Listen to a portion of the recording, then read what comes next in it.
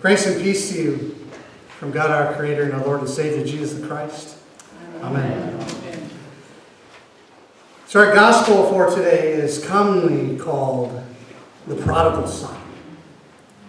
It is a story that Jesus tells in response to the Pharisees who are outraged that Jesus is keeping company with a group of sinners. Regardless of their grumbling, Jesus tells them a story about two sons. One who demands his inheritance from his father, and in so doing, the son actually considers his father to be dead, because that's the only way that you would have received your inheritance. But for the sake of the story, the father divides his inheritance between the two sons. However, the one who does all the demanding does not choose to be wise with his newfound wealth. He spends it all, and that is why we call him the prodigal, spending recklessly and wastefully. And then a famine hits, and we find our prodigal son regretting his behavior and trying to find a solution to his basic needs. Verse 17. How many of my father's hired hands have bread enough and to spare, and I am dying of hunger?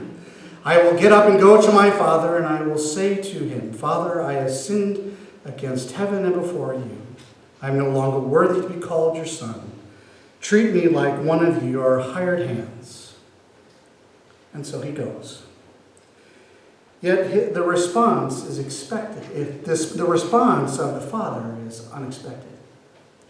The father lavishes him with love and with a mighty celebration. Cue in the other son, who is bitter and angry about his brother returning. And in a way, he is demanding certain rights because of his loyalty to his father.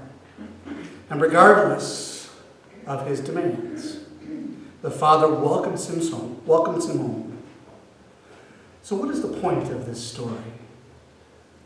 Well, it may not be what you think. In our Footsteps with Christ time that we have a little bit after worship today and for the last few weeks, and I know many of you actually participate in this particular practice in your own prayer life called Lectio Divina, which is translated out of the Latin to mean the divine word. And it is a practice where you pray the scriptures, and in so doing, the scripture comes alive. But in that practice, you ask yourself questions. What did you hear? Which character are you in the story that is being told? And I think if many of us went through this Lectio Divina, I think most of us would comment or have some kind of resemblance to the two sons, depending on the scenario or moment that we live in or have lived out within our lives. Yet as I was preparing for today, doing Lectio Divina, the Father suddenly stood out for me. Not so much in association with him, but rather his actions towards his sons. Suddenly, this Father came to life to me. In both cases, with his sons, neither one of them deserved to be loved at all. Both gladly accepted an inheritance that wasn't theirs to be given to or to be received. Both treated their father poorly. Even still, this father gave them love. He welcomed both into his home, which then got me to think. Maybe we have named this parable incorrectly. When we usually think of the word prodigal, we automatically use it in terms of recklessness or wastefulness. And so I opened my blue dictionary that I have in my office, and it actually gave another definition. Prodigal means having or giving something on a lavish scale. Definition number 2. Prodigal means having or giving something on a lavish scale, meaning the prodigal father has given prodigal love to his sons.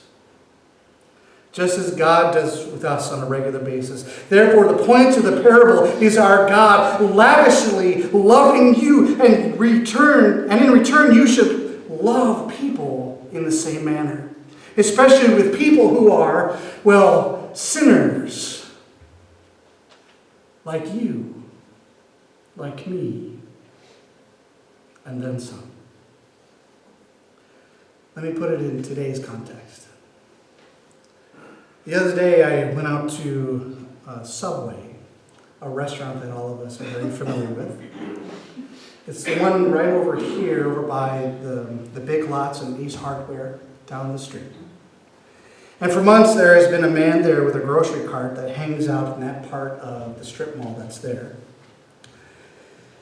I had a coupon for that day, and I thought, well, I'm going to be a good Samaritan here. I'm going to buy one sandwich and get another one free.